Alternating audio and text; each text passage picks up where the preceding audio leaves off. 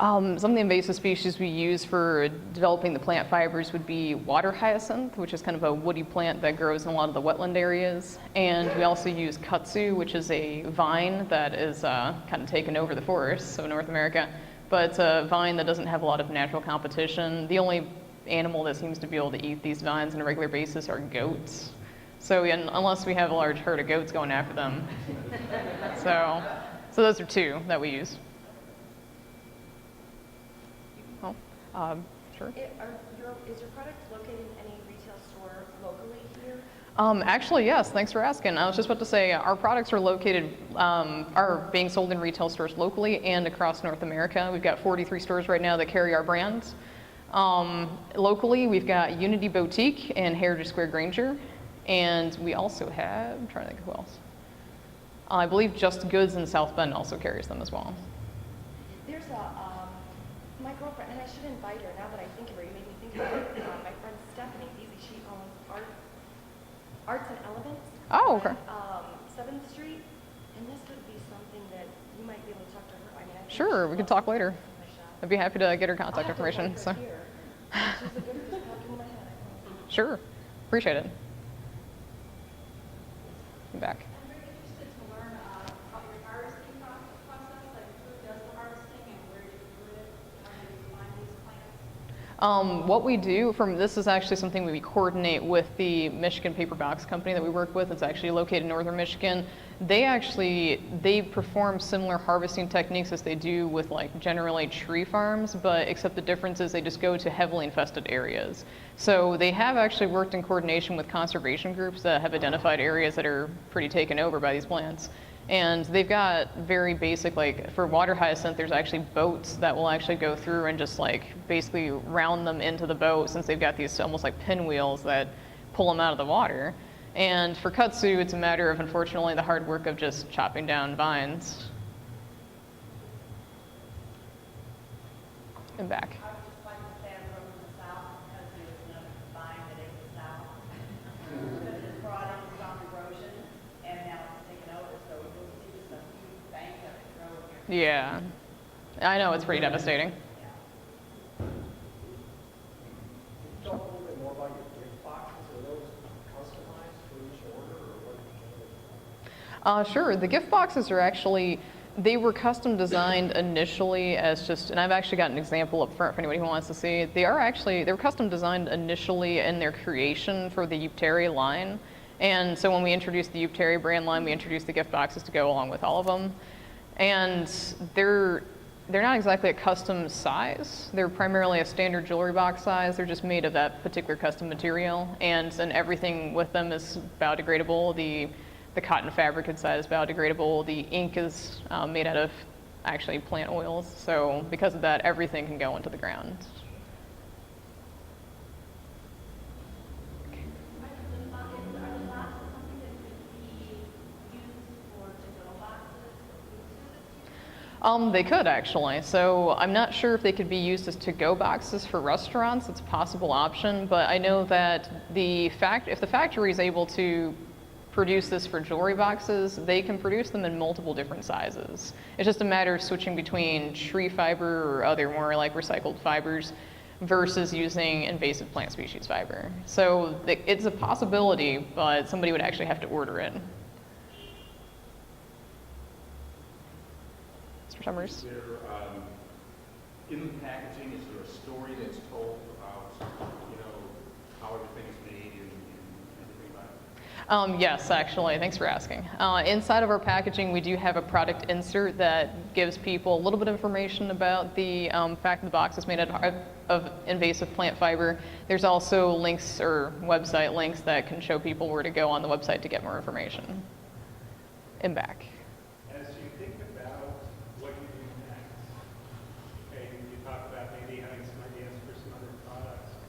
Are you envisioning other wearables that would be like a natural complement to your existing retail network, or do you see totally different kinds of products in the future? That is a good question, actually. We actually, personally as an individual, for seeing where to take my company, I would say that right now we wish to stick with essential oil necklace diffusers just because that is something we're trying to promote we want to promote natural medicine, naturopathic practices. So any products we go into further, we'd probably want to expand upon how to encourage the use of natural medicine in people's lives, some kind of product like that. As for where to go further from that, I mean, there are plenty, one of the things we do want to stand by is to promote using incentives or finding a way to try to reduce or mitigate the effects of invasive species, and there are gigantic numbers of those. So whether we look into eventually seeing if there could be use for like the cane toad problem in Australia, that's an entirely different avenue, and we would definitely have to explore that quite a bit before we could move into a product that would be involving those as well. Now, when you order things, does it come with essential oil? Good question, actually. We do not provide the essential oils with the pendants just because we work with, we don't necessarily work directly with them, but we do have a list of suppliers for essential oils for people who do want those. But we don't actually have the essential oils in the gift boxes ourselves. You have how many products, and how do you fund your products? How did when you started up, you seem to have had a number of products already in the pipeline. How did you fund that? How do you profit, or how did you do it? Sure, good question. So we actually have currently 7 essential oil, different styles of essential oil pendants. And we also have bulk supplies of those essential oil pads, the colorful pads. But how we started funding it, a lot of it was actually initially the blog itself. So there was actually income coming in for Eupterra Foundation, the blog, just through, I mean, affiliation with Amazon was primarily the key. But initially, I actually created the designs of the first 3 pendants, and I had them in small numbers that I was just providing for individuals. And as that started to really pick up, then it was actually more my personal investment to order a large amount of inventory, and then that basically started funding itself from there. So, and the company has been funding its own self for the last 1.5 years.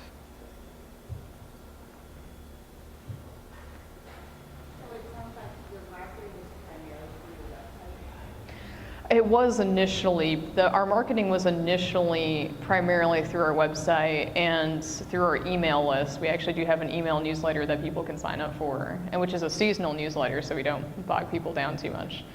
But a lot of times I noticed that we actually started getting some, as you might have seen from some of the pictures of the people wearing our pendants, those were actually individuals who chose to wear them on Instagram. And eventually, I mean, we had lots of sales through Facebook as well, and not through necessarily paid advertising, but a lot of it was just we put posts on Facebook and then they got reposted and reposted until buyers were found. And on Instagram too, we do have a channel that we regularly post to. That's one of our marketing efforts, just to keep that channel actively going. And those individuals, they actually would post pictures of themselves wearing the pendants.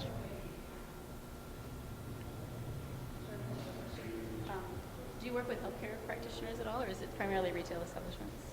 Good question. So do I work with healthcare practitioners or just retail establishments? I guess the answer is both, but the key is with the medical practitioners, they are usually alternative medicine practitioners. So we'll have holistic clinics, and we'll have, I guess they call them Reiki clinics.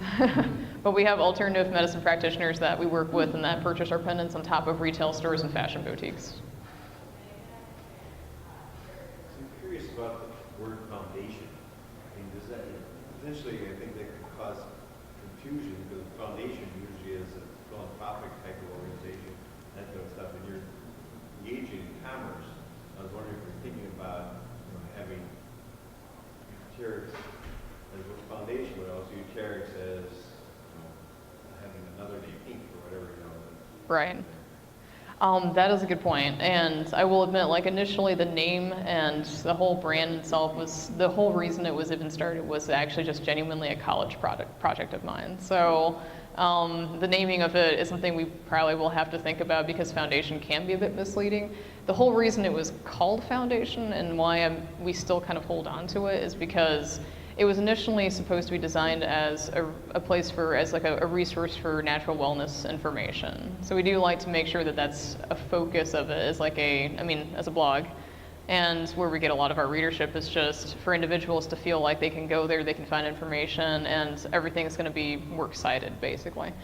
Whereas, I mean, sure, we are engaging in commerce and definitely for profit in that sense, but we do donate to charities for what that helps. But we try to keep the web store. We actually have two websites technically. We have Eupterra, the web store, and we have Eupterra Foundation, the blog. And we've kind of kept those separate just because that way the blog is primarily focused on being a natural wellness blog. And then the web store is the one that's primarily commerce. But that is a thought that we are having. But there's a linkage between it, right? There is, yes, there is a link between the two. People can easily find one to the other. Yeah, I mean, so I guess the question, not the marketing professor, so I think about the value you gain from both things. I mean, the blog is very valuable in itself. I mean, you're doing sounds like you're doing some really cool things there. Thanks. And then it sort of is do you want to have value from the fact that you actually are providing a resource for people in the products themselves, right? So is there a linkage that they both play off each other and there's synergy between the two as opposed to being autonomous? You know, when I see a thing with a foundation, they're selling stuff in a second, I think, well, that's sort of an add-on. As True. opposed to saying these are two legitimate things in and of themselves, but also that there's synergistic because you're offering information here and product here. Right? That is true, and that is a challenge that we've been trying to embrace, because I've actually been we've been working on together with a couple of individuals a revamp of the blog to try to incorporate the store more into it and to try to see that there's more of a linkage, as you're mentioning, because that is something we've run into, is that it seems like the store is just kind of an add-on to the blog, and then the store itself has the blog connected too, so how to make sure the two of them are more visibly seen for each other, that's a challenge we've run into, and I appreciate you bringing that up because it's what we've been actually trying to work with. Sure, yeah. We'll figure it out. So, okay, all right. Please clap one more time for Charlene.